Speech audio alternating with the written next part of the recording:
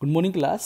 आज हम पढ़ेंगे एडिशन कंपाउंड। देखो हमें पढ़ना है कोऑर्डिनेशन कंपाउंड्स के बारे में, तो हम थोड़ा सा बेसिक लेके चलते हैं। मैंने आपको ऑर्गेनिक केमिस्ट्री में बताया था एडिशन रिएक्शन, ये वो एडिशन रिएक्शन नहीं है हमारा। यहाँ पर एडिशन रिएक्शन के अंदर हम ये बात करते हैं जब दो या दो से ज़्यादा सॉल्ट को हम मिक्स कर देते हैं एक फिक्स प्रोपोर्शन में, और वो अलाउ करता है क्रिस्टलाइन फॉर्म में, और जिसकी वजह से एक न्यू साल्ट फॉर्म हो, उसे हम एडिशन कंपाउंड बोलेंगे। ठीक है, दो तरह के होते हैं ये एडिशन कंपाउंड।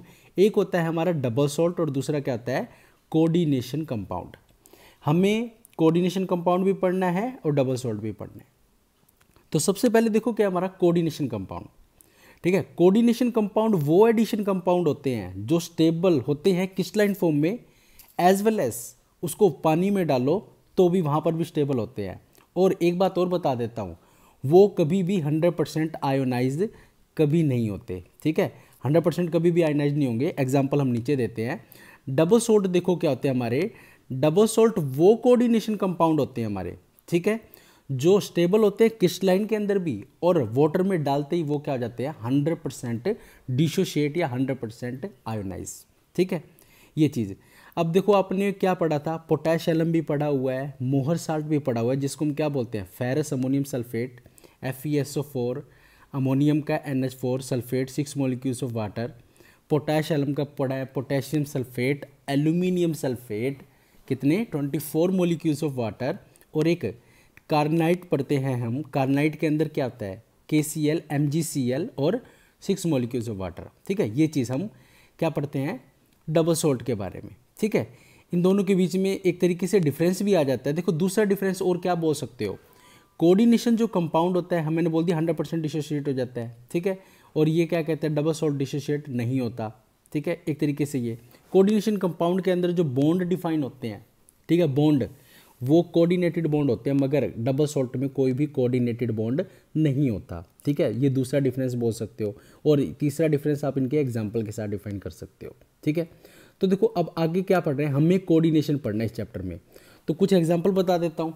फेवरेट एग्जाम्पल है हमारा K4, ठीक है, FeCN6 एक्वस में डाल दो। एक्वस में डालते मैंने आपको क्या बोला था, देखो ये जो बड़ी ब्रैकेट नजर आ रही है ना आपको, K4 बड़ी ब्रैकेट, FeCN6 और ये बड़ी ब्रैकेट, वाटर में डालते K4 तो अलग हो जाएगा, इसको हम काउंटर आयन बोलते हैं। क्या बोलते हैं काउंटर आयन। और ये जो आपको कॉम्प्लेक्स नजर आ रहा है कौन सा FeCN6, ठीक है 4 नेगेटिव, ये न्यूट्रल के अंदर बैलेंस हो गया। इस पूरे कॉम्प्लेक्स को हम क्या बोलते हैं, इस पूरे कॉम्प्लेक्स को हम बोलते हैं कोऑर्डिनेशन स्फीयर। क्या बोलते हैं कोऑर्डिनेशन स्फीयर या एंटिटी। वाटर में डालने के बाद मैंने आपको क्या बोला था, वाटर में डालने के बाद मैंने आपको बोला था ये 100% आयोनाइज नहीं होते, क्योंकि सिर्फ और सिर्फ काउंटर आयन ही इसका पार्ट आयोनाइज होता है।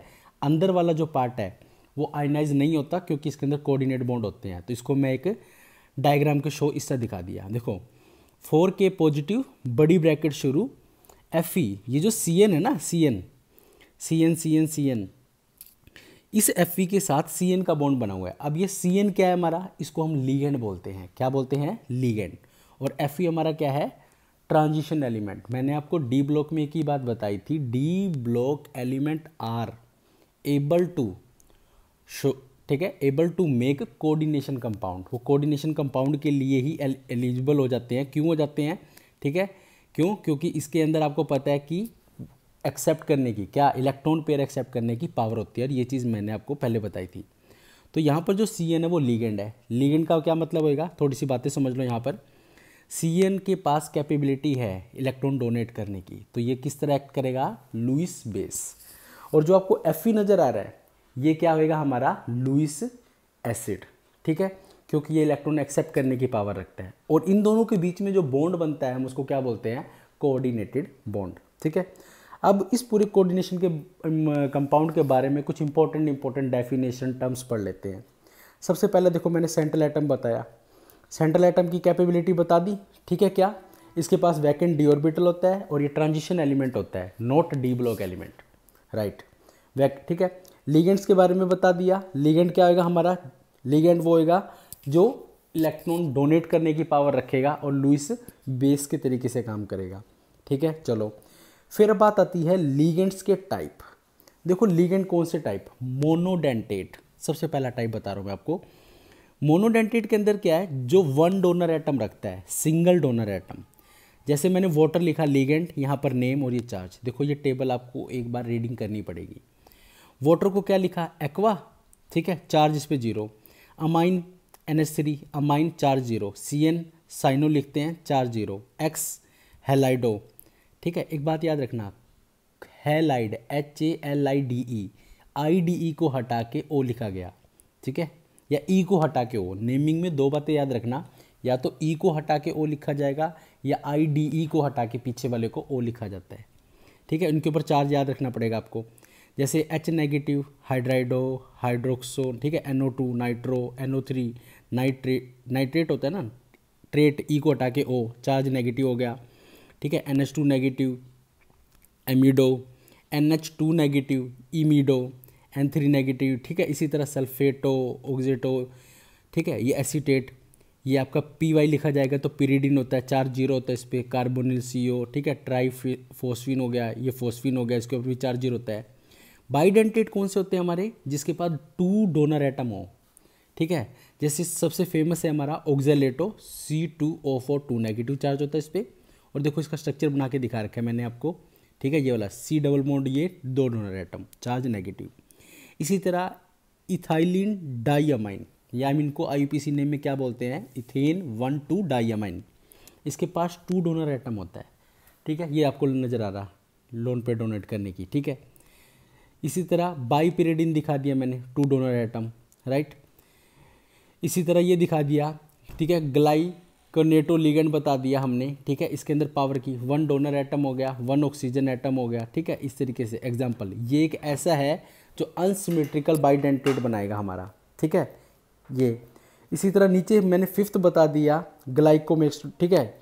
ये अलग अलग लिगेंड्स आपको बता रखे हैं, इनको CH3C, ये लास्ट में बिल्कुल नजर रखो, ठीक है, CH3C डबल बॉन्ड NO2, ये वाला ग्रुप, ठीक है। फिर एक फेमस है हमारा एसिटाइलिन एसिनेटो, CH3CO negative double bond CH, ये तो इनके ऊपर एक बार नज़र मार देना, AC लिखा जाता है इनको।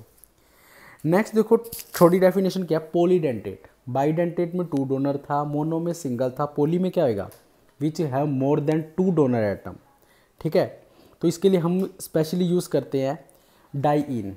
डाइइन का मतलब देखो, ये आपको फॉर्मूला लिखा है NH2CH2 single bond CH2 NHCH2, ठीक है। ये इसके पास 3 डोनर एटम हो गया, देखो निशान भी लगा रखा है तीर का, ठीक है, ये तीर के निशान के साथ मैंने इसको शो कर दिया।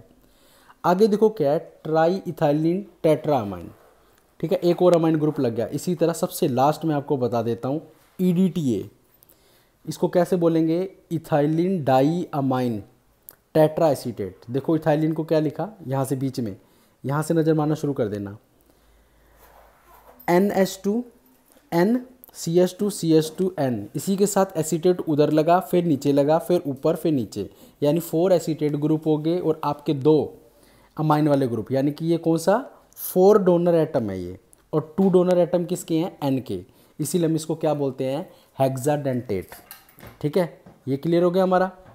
इसके बाद देखो क्या है, M बाइडेंटेट लिगेंड बोला जाता है। M बाइडेंटेट लिगेंड के बारे में अगर मैं बात करूं तो देखो क्या होगा, वो लिगेंड्स जिसके 2 डोनर एटम हो, ठीक है, 2 डोनर एटम होएगा, बट वन टाइम में एक तरफ से एक्ट करेगा। जैसे CN को हम साइनो बोलते हैं, जब ये C से बॉन्ड बनाता है, और जब हम N से बनाएंगे तो इसको क्या बोलेंगे, आइसोसाइनाइड, ठीक है। SCN, इसको हम क्या बोलते हैं, थायोसाइनेट, ठीक है, मगर जब ये NCS लिखा जाता है तो आइसोथायोसाइनेट। NO2 नाइट्रो, बट जब O से बॉन्ड बनाएगा तो O नाइट्राइटो लिखा जाता है। यानी अगर आप इसको याद रखना चाहते हो, M बाइडेंटेट लिगेंड, वो 2 मुंह वाला सांप, देखो आपने 2 मुंह वाला सांप देखा होगा, ठीक है, मगर वो 2 के 2 मुंह एक टाइम में वर्क नहीं करते, एक टाइम में एक ही, ठीक है, मतलब एक जैसे एक ही समय में दोनों मुंह काम नहीं करते उसके, एक टाइम में एक ही मुंह काम करता है, ठीक है। फिर आता है हमारा चिलेटिंग लिगेंड।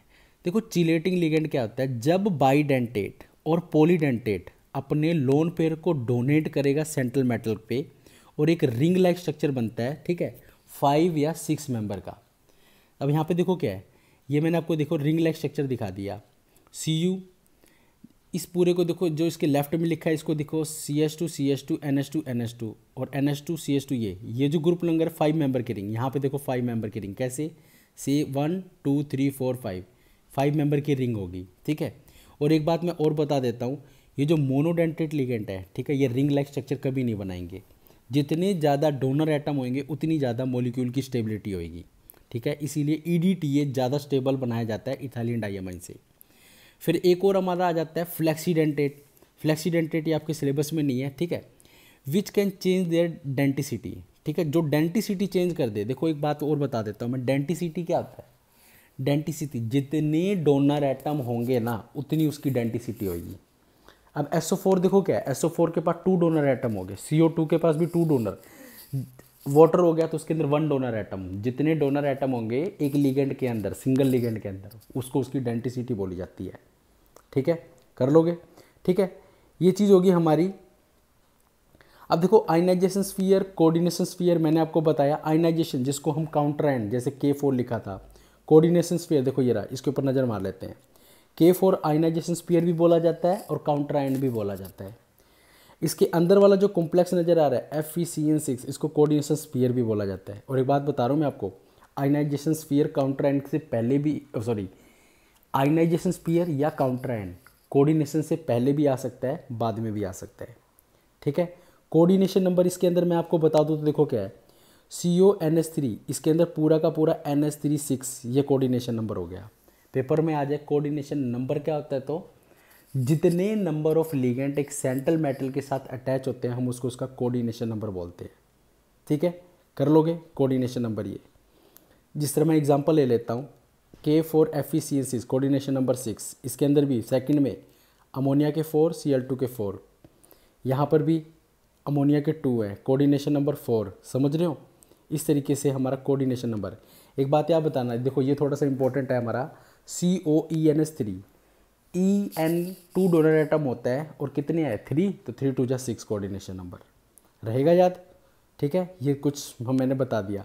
इसी तरह C2O4 का भी कोऑर्डिनेशन नंबर, C2 का 2 डोनर एटम होता है तो 3 के साथ 3 2 6 मल्टीप्लाई के, समझ रहे हो, कर लोगे, ठीक है। तो ये कोऑर्डिनेशन नंबर होता है हमारा, जैसे मैं एग्जांपल और देता गया। अब आ जाता है ऑक्सीडेशन स्टेट। मैं आपको पहले भी ऑक्सीडेशन स्टेट निकालने का तरीका देखता हूँ। देखो K4 FeCN6, अगर आप इसको ब्रेक डाउन करोगे तो कैसे बनेगा, K पॉजिटिव, Fe का निकालना है मैं ऑक्सीडेशन नंबर, Cn का कितना होता है -1, यहाँ से आ गया। यानी काउंटर आयन को छोड़ के जितने भी निकालोगे, काउंटर आयन पहले वाला या बाद वाला, ठीक है, उस हिसाब से इसको हम निकाल लेंगे, इसका क्या ऑक्सीडेशन नंबर, ठीक है। उसके बाद अब मैं आपको थोड़ी सी नेमिंग की प्रैक्टिस करवा देता हूँ कि नेमिंग कैसे लिखी जाएगी। ये देखो डिफरेंट डिफरेंट मैंने शो करके बता रखा है। और ये हमारा एक लास्ट देखो क्या है, K4 में आपको बता चुका आयनाइजेशन स्फीयर, बीच वाला हमारा क्या है सेंट्रल मेटल, ये हमारे लिगेंड्स हो गए, ये कोऑर्डिनेशन नंबर हो गया, इसको कोऑर्डिनेशन स्फीयर बोला जाता है। और ये +2 4 ऑक्सीडेशन नंबर हो गया। और ये इस पूरे को पूरे ध्यान से दे देना, ये चीज़ हमारी डिफाइन करती है, ठीक है। ये तो था इस चैप्टर के बारे में कुछ इंपॉर्टेंट डेफिनेशन। फिर जो सबसे पहला साइंटिस्ट था, ठीक है, वो वर्नर थे, जिन्होंने अपनी एक थ्योरी दी जिसको बोला गया वर्नर थ्योरी। वर्नर थ्योरी ने देखो क्या क्या बातें बोली है। वर्नर थ्योरी बोलता है जो हमारा कोऑर्डिनेशन कंपाउंड होता है उसकी 2 वैलेंसी होती है, ठीक है। देखो इसको दोबारा समझो, ये जो पहले लिखा हुआ है ना K4 और ये कॉम्प्लेक्स बड़ी ब्रैकेट के अंदर, ये अंदर वाले, ठीक है, इन्हीं को दोनों को माइंड में रख के इसके पॉइंट डिफाइन करेंगे। काउंटर आयन या आयनाइजेशन स्फीयर, ये कितना होएगा, ये इक्वल होएगा उसके ऑक्सीडेशन नंबर के प्राइमरी, ठीक है, primary valency equal to oxidation number, secondary valency equal to the coordination number, समझ रहे हो। प्राइमरी वैलेंसी किसके इक्वल होएगी, ऑक्सीडेशन नंबर के, और सेकेंडरी वैलेंसी किसके इक्वल होएगी, कोऑर्डिनेशन नंबर के। ये किसकी वजह से होता है, ये ड्यू टू एनायन की वजह से, नेगेटिव चार्ज की वजह से हो सकता है। और ये कौन सा सेकेंडरी वैलेंसी किसकी वजह से हो सकता है, न्यूट्रल की वजह से, नेगेटिव की वजह से, पॉजिटिव की वजह से। अब काउंटर आयन या आयनाइजेशन क्या होता है, आयनाइजेबल होता है और ये नॉन आयनाइजेबल होता है। क्यों, क्योंकि वाटर में जाने के बावजूद भी ये ब्रेक डाउन नहीं होता। रीज़न पूछे तो लिख देना कोऑर्डिनेटेड कंपाउंड बनाता है लिगेंड और सेंट्रल मेटल के बीच में। ये नॉन डायरेक्शनल नेचर के होते हैं प्राइमरी, ये आगे भी आ सकता है पीछे भी आ सकते हैं कोऑर्डिनेशन स्फीयर के, ये डायरेक्शनल नेचर के होंगे क्योंकि सबको पता है लिगेंड ही सेंट्रल मेटल को अपने लोन पेयर देंगे। ये कोई भी रोल प्ले नहीं करता ज्योमेट्री में और ये ज्योमेट्री को डिसाइड करते हैं। पेपर में कई बार आ जाता है प्राइमरी वैलेंसी बताओ, ठीक है, कोई भी मान लो इस कंपाउंड की प्राइमरी वैलेंसी दे देंगे तो आप कैसे निकालोगे, इस कंपाउंड की प्राइमरी वैलेंसी निकालोगे, ऑक्सीडेशन नंबर 2 आ रहा है तो प्राइमरी वैलेंसी 2 होगी, और इसका कोऑर्डिनेशन नंबर कितना हो गया 6, तो कोऑर्डिनेशन नंबर 6 हो जाएगा। ठीक है, ऐसे कर लोगे। ठीक है, अब देखो क्या है, ऑक्सीडेशन नंबर इसका निकाल दिया 0, कोऑर्डिनेशन नंबर 6, ऑक्सीडेशन नंबर कितना हो गया, देखो अब इसका ऑक्सीडेशन नंबर 3 आ गया और कोऑर्डिनेशन नंबर 6, प्राइमरी वैलेंस। ठीक है, ये वाली चीज़। सेकेंडरी वैलेंसी आपको मैंने बता दी है। ठीक है, ये एग्जांपल अगर पीटी का 4, 82, 6, ये सारे के सारे एग्जांपल दिए कुछ। ठीक है, अब वर्नर थ्योरी के लिए कुछ उन्होंने क्या किया, सबसे पहला जो पॉइंट डिफाइन हुआ, ठीक है, वो देख लो क्या है, इसके ऊपर ये सारे पॉइंट डिफाइन, देखो पॉइंट्स क्या थे हमारे, पॉइंट थे हमारे यहाँ से शुरू है। सबसे पहला कंपाउंड था हमारा CONH3,6Cl। ठीक है, एक नॉर्मल एग्जांपल ले लिया इन्होंने, कोई कंपाउंड वाटर में डालने के बाद इस फॉर्म में वो अरेंज हो गया, क्या PTNH3,6 4 पॉजिटिव, और इसके, ठीक है, इसके अंदर उन्होंने क्या डाल दिया, इसके अंदर उन्होंने डाल दिया AgCl। अब देखो इसको एक पूरी टेबल के साथ समझा रखा है हमने। कंपाउंड हमारा ये बना PTNH3,6Cl4, प्राइमरी वैलेंसी कितनी है इसकी भाई 4, सेकेंडरी वैलेंसी कितनी है 6, क्योंकि प्राइमरी वैलेंसी ऑक्सीडेशन नंबर पे होती है और सेकेंडरी वैलेंसी किस पे होती है, ऑक्सीडेशन कोऑर्डिनेशन नंबर पे। ठीक है, अगर ये Cl के साथ जा रहा है, Cl कितने यहाँ पे 4, नंबर ऑफ आयन बता दिए। इसी तरह अब यहाँ पे देखो कितने हैं, सब के अंदर प्राइमरी वैलेंसी और सेकेंडरी वैलेंसी तो सेम रखी गई है। बस आप इस पूरे इस कंपाउंड पे नज़र मारो, आउटर में 4 थे, फिर 3 है, फिर 2 है, फिर 1 है, फिर सारे के सारे अंदर है, और जो अंदर वाला जो ब्रैकेट के अंदर है उन सब के अंदर दूसरा पॉइंट क्या नोट करना है, सब के सब कोऑर्डिनेशन नंबर 6 वाले हैं, यानी लीगेंड यानी कि Cl को अंदर डालते जा रहे हैं और अमोनिया को बाहर निकालते जा रहे हैं। यही चीज़ कर रखी है इन्होंने, जितने Cl बाहर जाएंगे उतने आयनाइज हो जाएंगे, इसके हिसाब से टेबल बना दी है। ठीक है, ये नेक्स्ट टॉपिक है हमारा नोमेनक्लेचर ऑफ कोऑर्डिनेशन कंपाउंड, या आप ये बोल दो, ठीक है, या IUPAC name of coordination compound या इनऑर्गेनिक केमिस्ट्री। देखो मैं ना एक काम कर रहा हूँ, मैंने इसका एक शॉर्टकट है। अभी मैंने क्या कंपाउंड लिया, मैं एक अपना कंपाउंड ले लेता हूँ K4FeCN6। ठीक है, मैंने एक ये कंपाउंड ले लिया, इसको क्या कर दो, ब्रेक डाउन कर दो। ब्रेक डाउन करते क्या बनेगा, देखो 4K पॉजिटिव, ये है हमारा काउंटर एंड, इसके साथ क्या हुआ हमारा FeCN6, इसके साथ क्या हो गया हमारा 4 नेगेटिव। अगर कोई तुम्हें यहाँ पर एक बात ये क्वेश्चन पूछ ले कि इसकी सेकेंडरी वैलेंसी कितनी है, सेकेंडरी वैलेंसी, एक क्वेश्चन तो पहले मैं यही बता देता हूँ। सेकेंडरी वैलेंसी किसके इक्वल होती है, कोऑर्डिनेशन नंबर के, कितना आएगा यहाँ पर 6। ठीक है, और अगर इसकी कोई पूछे प्राइमरी वैलेंसी कितनी है, प्राइमरी वैलेंसी, ठीक है, तो प्राइमरी वैलेंसी निकालने के लिए आपको क्या करना पड़ेगा, प्राइमरी वैलेंसी निकालने के लिए ये जो आपका मेटल है इसको हमने क्या लिया X। ठीक है, यहीं से Cn का कितना चार्ज होता है, Cn का सर -1 होता है, मल्टीप्लाई में 6, और ओवरऑल चार्ज कितना है 4, यहाँ से X की वैल्यू क्या आ जाएगी, X की वैल्यू आ गई +2, यानी कि हमारा ऑक्सीडेशन नंबर आ जाएगा कितना है आयरन का Fe2, यानी कि इसकी प्राइमरी वैलेंसी कितनी होगी +2। क्लियर हो गया हमारा यहाँ से। ठीक है, मैं क्या कर रहा हूँ, नोमेनक्लेचर कर रहा हूँ कोऑर्डिनेशन कंपाउंड का, तो एक तो काम मेरा यहीं से हो गया, ऑक्सीडेशन नंबर भी निकाल दिया, कोऑर्डिनेशन नंबर भी निकल गया। ठीक है, तो यहाँ से मैं आपको दो चीज़ें क्लियर कर देता हूँ। ये जो मेरा बड़ी ब्रैकेट के अंदर है जिसको मैं क्या बोलता हूँ, कोऑर्डिनेशन स्फीयर या कोऑर्डिनेशन एंटिटी, और ये हमारा क्या है, काउंटर एंड। चलो ये जो मेरा कोऑर्डिनेशन, ठीक है, या ये बोल दो कॉम्प्लेक्स, मेरा कॉम्प्लेक्स अगर नेगेटिव है, कॉम्प्लेक्स नेगेटिव ही है, और अगर मान लो ये मेरा कॉम्प्लेक्स क्या होता, पॉजिटिव होता, तो मैं दो बातें बता रहा हूँ।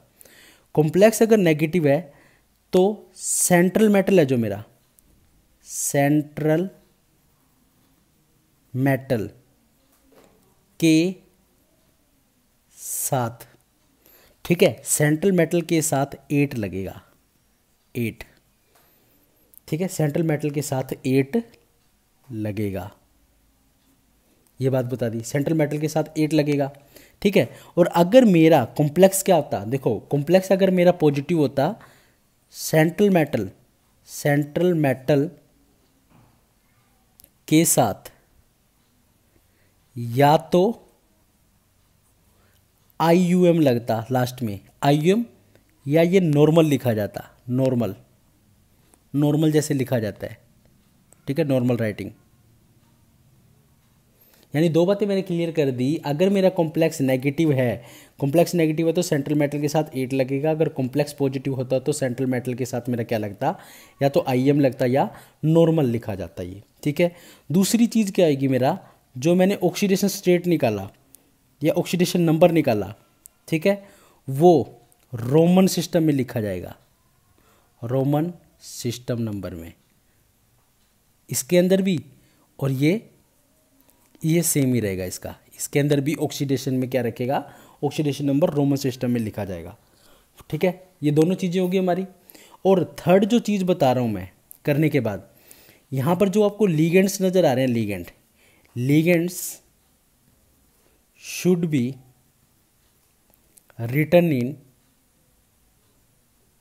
written according to alphabetical order,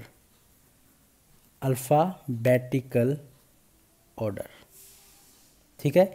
यानी जो हमारे लीगेंड्स होंगे, ठीक है, लीगेंड्स को हम अल्फ़ाबेटिकली ऑर्डर के अकॉर्डिंग लिखेंगे, जो कि मैं आपको ऑलरेडी डिस्कस कर चुका हूँ कौन कौन से लीगेंड है, ठीक है। न्यूट्रल, पॉजिटिव और नेगेटिव, जो भी न्यूट्रल पे चार्ज जो भी जैसा आएगा वो अल्फ़ाबेटिकली अरेंज होंगे, ठीक है। तो इन 4-5 बातों को दोबारा क्या, पहले आप इनको ब्रेक डाउन करोगे, ठीक है, कोऑर्डिनेशन स्फीयर बनाएगा, ठीक है, सेकेंडरी वैलेंसी, प्राइमरी वैलेंसी बता दोगे। कॉम्प्लेक्स चेक करना है, देखो कॉम्प्लेक्स पॉजिटिव है नेगेटिव है, यहाँ पे कॉम्प्लेक्स हमारा नेगेटिव है। अगर मैं इसका नाम लिखूँ तो तुम्हारे सामने कैसे लिखूँगा, पहले इसका नाम देख लो, क्या था हमारा, मैं दोबारा लिख लेता हूँ, K4FeCN6 ऐसे। तो मैंने सबसे पहला स्टेप क्या बोला, ब्रेक डाउन कर दो, K4 इधर बैलेंसिंग में ले लिया, Fe बड़ी ब्रैकेट शुरू है, CN6 4 नेगेटिव, और इसका मैं आपको ऑलरेडी बता चुका हूँ +2 आता है। तो पोटेशियम का पहले लिखा गया तो पोटेशियम पहले लिख दिया गया, ठीक है, एज इट इज ब्रैकेट शुरू है, मैं भी ब्रैकेट लगा देता हूँ। दूसरा पॉइंट मैं क्या नोट करूँगा, ऑक्सीडेशन कितना आ रहा है, ऑक्सीडेशन नंबर 2, तो ऑक्सीडेशन नंबर 2 को रोमन में लिख दिया मैंने 2। मेटल मेरा क्या है, ठीक है, मेटल कौन से कॉम्प्लेक्स में है, नेगेटिव में, तो अगर कॉम्प्लेक्स नेगेटिव होएगा तो मेटल के साथ 8 लगेगा, तो मैंने लिख दिया फेरेट, लिख दिया 8 लगा दिया मैंने, फेरेट हो गया हमारा, ठीक है। अब लीगेंड्स देखो कितने हैं, लीगेंड्स है 6 हेक्सा, और CN के लिए क्या लिखते हो, साइनो। अब इसको पूरा टोटल खोल के ओपन करके लिख लो, पोटेशियम हेक्सा साइनो फेरेट, और ब्रैकेट में लगा दिए 2, ठीक है, इसका नाम आ गया। अब इसी तरह हम 5-6 नेमिंग की प्रैक्टिस कर लेते हैं, देखो कैसे कैसे। ये मैंने कुछ कंपाउंड लिख दिए हैं कि सबसे पहला देखो क्या है, K2PtCl6। तो सबसे पहले आपका काम क्या होगा, सबसे पहले जी हमारा काम होगा K2Pt क्या था, Cl6, ठीक है। इसको ब्रेक डाउन करो, ब्रेक डाउन करते क्या मिलेगा हमें, ब्रेक डाउन मिलते ही मिलेगा, ठीक है, ऐसे प्लस में PtCl6 2 नेगेटिव मिल गया। दूसरी चीज़ हमें क्या करना है, इस सेंट्रल मेटल का ऑक्सीडेशन नंबर X, Cl का 1 6, ठीक है, और ये -2 X करके हमारा कितना आ गया, प्लस का 4, ठीक है। तो ये हमारी क्या होगी, प्राइमरी वैलेंसी, और सेकेंडरी वैलेंसी आपको पता ही है, सेकेंडरी वैलेंसी कितनी होगी, coordination number 6, primary valency secondary valency दोनों आ गई। अब पोटेशियम पहले लिखा गया है तो लिख दो, इसका नाम क्या आएगा, पोटेशियम, ब्रैकेट के अंदर चलते ही देखो ये ब्रैकेट शुरू कर देते हैं, ठीक है, ये हो गया हमारा कॉम्प्लेक्स। हमारा क्या है, नेगेटिव, तो इसका पहले उसके अंदर लिख दो रोमन में, ये 4 लिख दिया रोमन में। प्लेटिनम है, ठीक है, प्लेटिनम दे रखा है ना, मैं ये चीज़ क्या दे रखा है, Pt, तो हम इसको क्या लिखेंगे, प्लेटिनेट,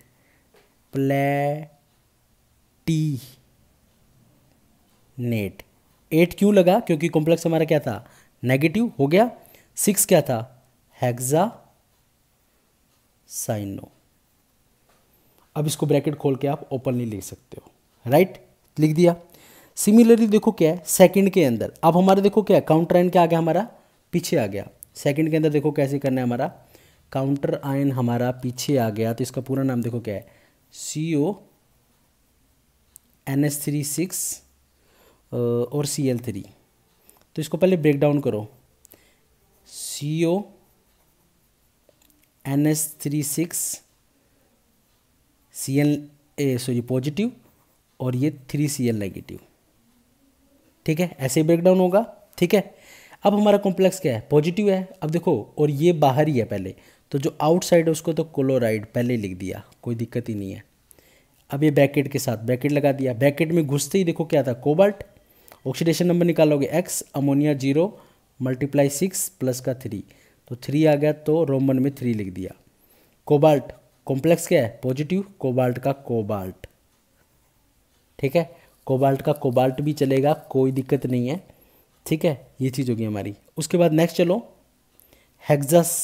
हेक्सा अमोनिया, तो अमोनिया लिख सकते हो, अमाइन, ठीक है, हेक्सा अमाइन लिख दिया, कोई टेंशन ही नहीं है, ठीक है। हेक्सा अमाइन, कोबाल्ट का कोबाल्ट लिख दिया, इसके ऊपर जितना चार्ज था और क्लोराइड, और ब्रैकेट खोल के एज इट इज इसका नाम लिख सकते हो, ठीक है।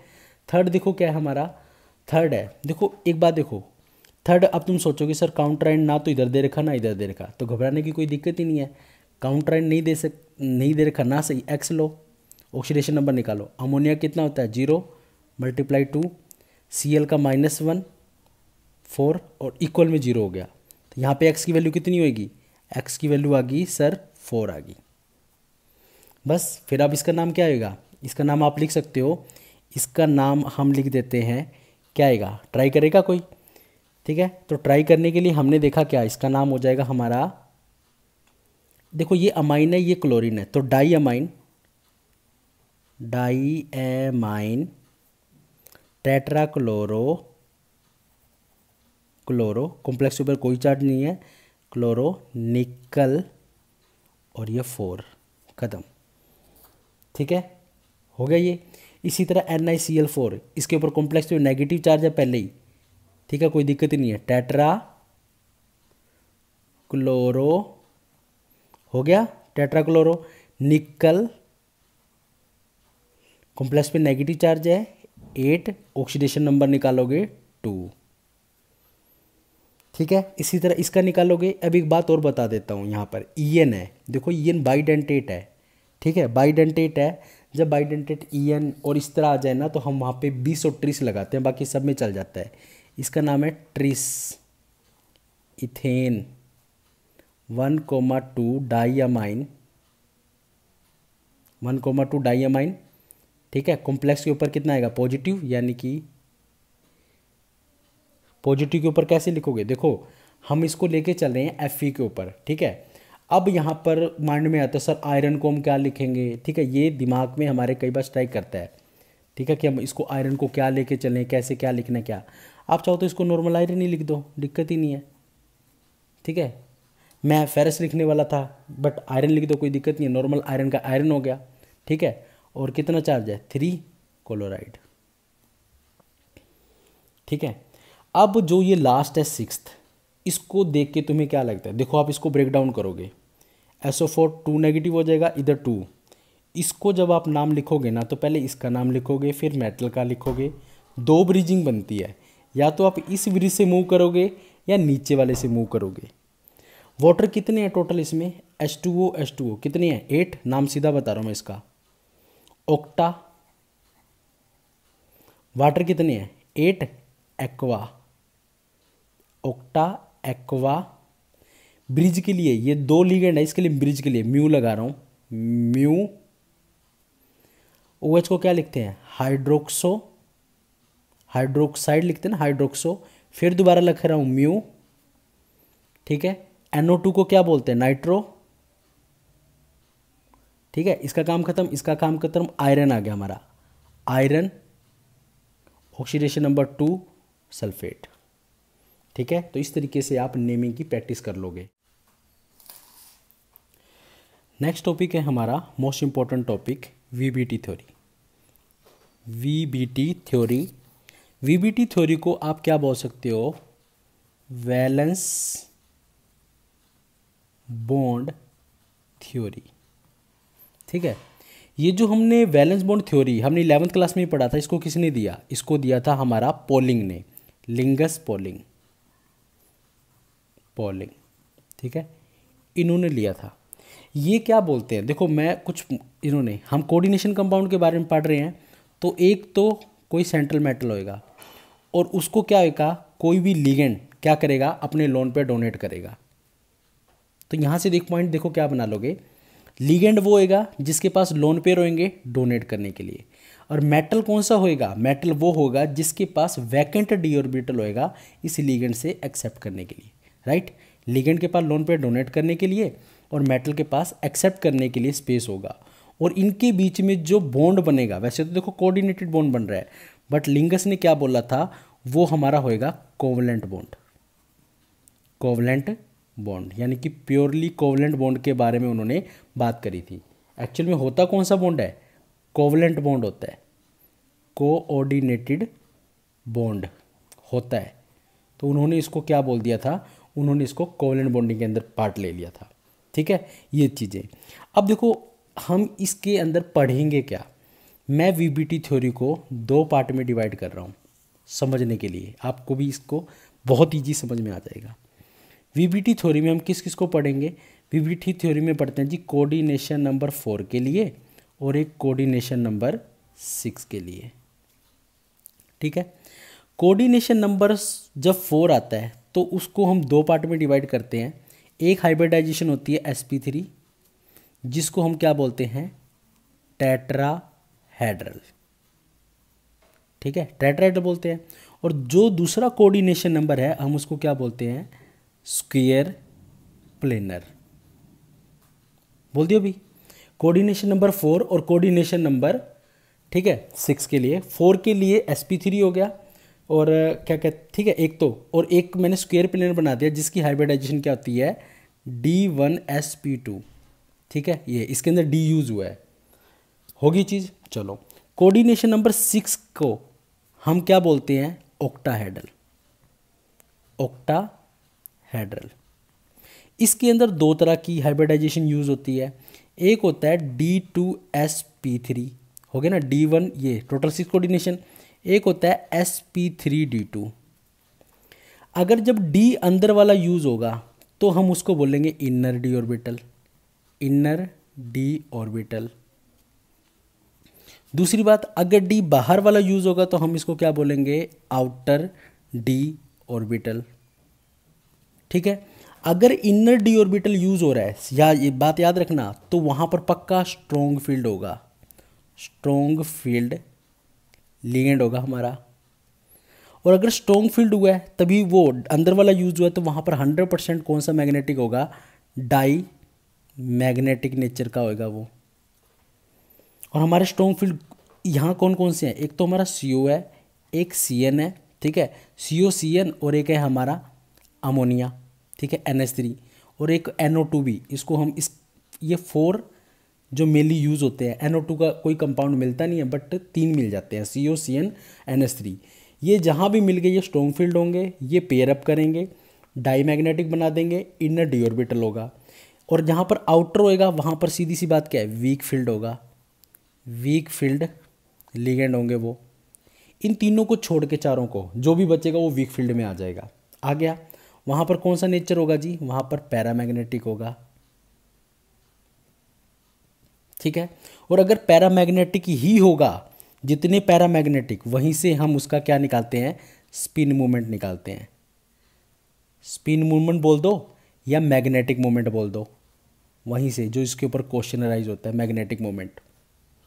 क्लियर है? ठीक है, तो ये मैंने टोटल ओवरव्यू बना दिया। कोऑर्डिनेशन नंबर 4 के लिए स्क्वायर प्लेनर या टेट्राहेड्रल, कोऑर्डिनेशन नंबर 6 के लिए inner D orbital, outer D orbital, spin, और ये। अब अगर तुम्हारे पे वीवीटी का क्वेश्चन आता है तो तुमसे पूछा क्या जाता है जी, वीवीटी को कैसे पता लगेगा कि वीवीटी लगानी है। अगर वो तुमसे पूछ ले इनर, ठीक है, इनर और आउटर डी ऑर्बिटल, ठीक है, तो भी तुम्हें वीवीटी लगानी है। अगर वो आपसे पूछ ले पैरा मैग्नेटिक या डाई मैग्नेटिक, तो भी आपको वीबीटी लगानी है।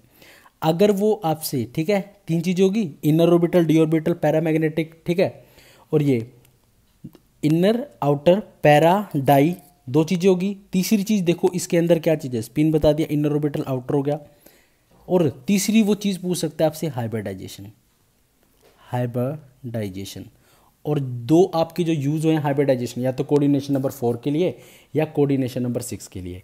ये तीन जगह जहाँ पर भी क्वेश्चन अराइज हुआ ना, वहाँ पर वीबीटी यूज़ करना है, ठीक है, ये चीज़। और इसी के अंदर एक क्वेश्चन बार बार वही पूछ लेता है, मैग्नेटिक मोमेंट जो अनपेयर्ड पे डिपेंड करता है, ठीक है, ये तो वीबीटी यूज़ कहाँ करनी है, ये एप्लीकेशन है वीबीटी की शॉर्टकट में, ठीक है। अब इसके रिगार्डिंग हम क्वेश्चन कर लेते हैं कि भाई कैसे कैसे क्वेश्चन आता है, कैसे कैसे क्या करना है। यहाँ पर देखो एक क्वेश्चन है, NiCl4 negative is paramagnetic, NiCN4 is diamagnetic, और मैग्नेटिक मोमेंट बताना है, ठीक है, और इसी के अंदर कलर का भी बता देंगे। देखो मैंने आपको डी ब्लॉक में पहले ही बताया था कलर का। इसी तरह नीचे क्वेश्चन देख लो, CONH3 3 पॉजिटिव, COF6, ठीक है, पैरामैग्नेटिक कौन सा, डायमैग्नेटिक कौन सा, मैग्नेटिक। तो देखो क्वेश्चन आपको सबसे पहले क्या करना है, सबसे पहले हमने उठाया, ठीक है, NiCl4, ठीक है, 2 नेगेटिव। सबसे पहले ऑक्सीडेशन नंबर निकालो, इसको लिया x, निकल का -1 मल्टीप्लाई में 4 -2 x, ये जाके कितना आएगा +2 आ गया।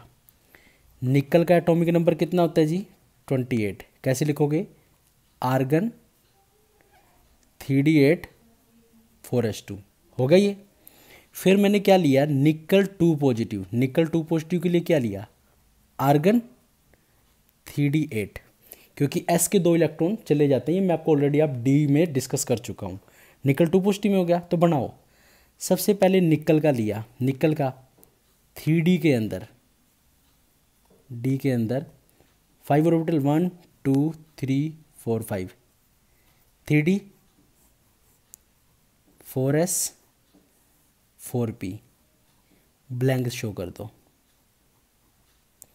निकल, नॉर्मल निकल में क्या है, एस में 2 इलेक्ट्रॉन, डी में शो करो 1 2 3 4 5 6 7 8, हो गया ये चीज़। सिमिलरली, ठीक है, किसके लिए लिखो, निकल 2 पॉजिटिव के लिए। 2 पॉजिटिव में देखो क्या होगा, 2 पॉजिटिव के अंदर एस के 2 इलेक्ट्रॉन चले जाते हैं, और हमारा जो पी है वो एज इट इज शो कर देता हूँ मैं, एस के चले गए। अब इसके अंदर कितने हैं, निकल 2 पॉजिटिव में तो 8 ही है, 8 1 2 3 4 5 6 7 8, ये हमारा क्या है 3d। हमें शो किसके लिए करना है, Cl4। अब बताओ मुझे Cl क्या है, मैंने बोला था Cn CO और NH3, 3 हमारे स्ट्रॉन्ग है, ये तो क्या है वीक है। वीक है तो मतलब क्या है, इस अनपेयर्ड को पेयर करने की पावर नहीं है, तो ये Cl यहाँ पे लिख देना पूरा कंपाउंड जो भी आपको कॉम्प्लेक्स दे रखा है, एज इट इज़ हो गया 3d 1 2 3 4 5, ये 1 2 2 single single, as it is 4s, ठीक है, पेयर करने की पावर ही नहीं है, पेयर करने की पावर नहीं है तो ना सही, ठीक है। तो क्या करेंगे, कितनी लिगेंड्स है, देखो 4 लिगेंड है, तो ये यहाँ पर 1 2 3 4 क्या था हमारा Cl, ये Cl, ये Cl और ये Cl, 4 हो गए। यहाँ पे स्टार लगा दो, स्टार मतलब यहाँ पे लिगेंड ने अपने लोन पे डोनेट करे हैं, तो इसने कहाँ पर किया, एक तो S में कर दिया जी, और ये 3 कहाँ पे कर रहे हैं P में, तो sp3 हो गया। और sp3 होती है तो कौन सी हाइब्रिडाइजेशन होती है जी, sp3 होती है तो जी टेट्राहेड्रल। चलो टेट्राहेड्रल इसकी हाइब्रिडाइजेशन पता लगी।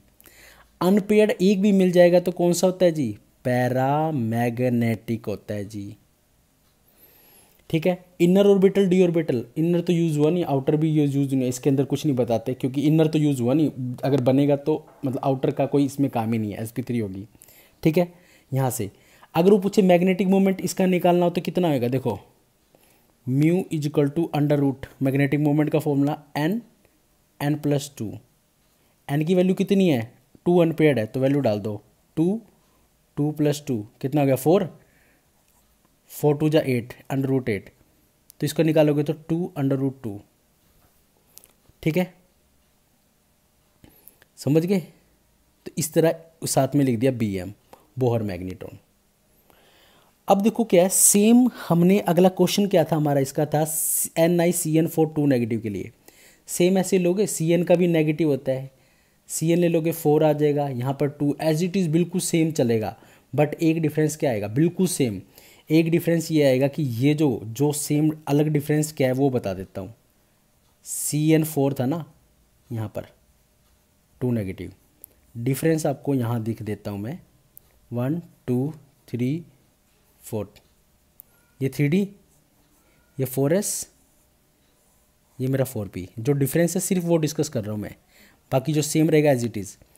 अब देखो क्या है, ये अनपेयर्ड बचता है यहाँ पे, Cn भी सेम ये बनेगा, तो Cn हमारा स्ट्रॉन्ग फील्ड है 1 2 3 4 5 6 7 8, तो ये जो है ना हमारा ये अनपेयर्ड ये पेयर अप हो जाएगा क्योंकि Cn स्ट्रॉन्ग फील्ड है तो अनपेयर्ड करने की पावर रखता है, तो Cn कहाँ आएगा 1, ये 2, ये 3, ये 4, Cn Cn Cn, और जहाँ आएगा वहाँ स्टार स्टार स्टार स्टार।